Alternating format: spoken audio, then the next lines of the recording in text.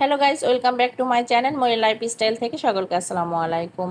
আমি আজকে রান্না করব ইলিশ মাছ দিয়ে মিষ্টি কুমড়া। তো চলুন দেখে নেওয়া যাক। আমি প্রথমে লাল করে ভেজে নিয়েছি পেঁয়াজগুলোকে আমি এর মাঝেই ঢেলে দিলাম ইলিশ মাছ।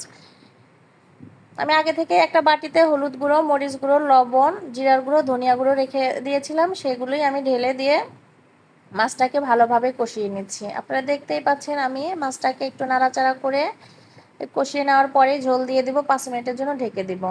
তো আমি এবার পানি দিয়ে দিব। পানিটা দিয়ে আমি 5 মিনিটের জন্য ঢাকনা দিয়ে ঢেকে দিব।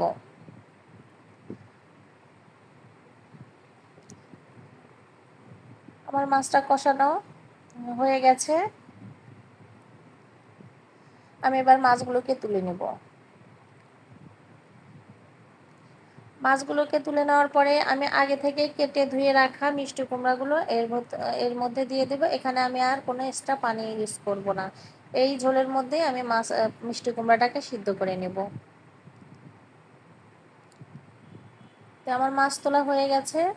আমি এখন মিষ্টি কুমড়াগুলোকে ঢেলে দিব। ঢেলে দিয়ে আমি একটু নাড়াচাড়া করে নিব এবং ঢাকনা দিয়ে ঢেকে 5 মিনিটের জন্য কষাবার। এই 5 মিনিটে মিষ্টি কুমড়াগুলো কষানো হয়ে যাবে।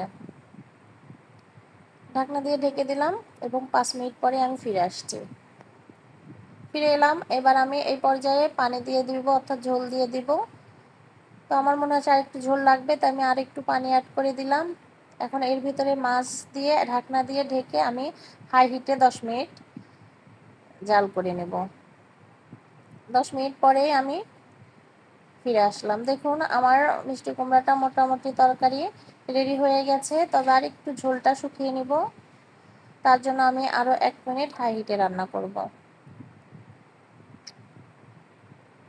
তো আমার 1 মিনিট হয়ে গেছে। এবার আমার তরকারিটা রেডি হয়ে গেছে। আমি এবার তরকারিটাকে নামিয়ে নেব। এই যে আমার তরকারি রেডি।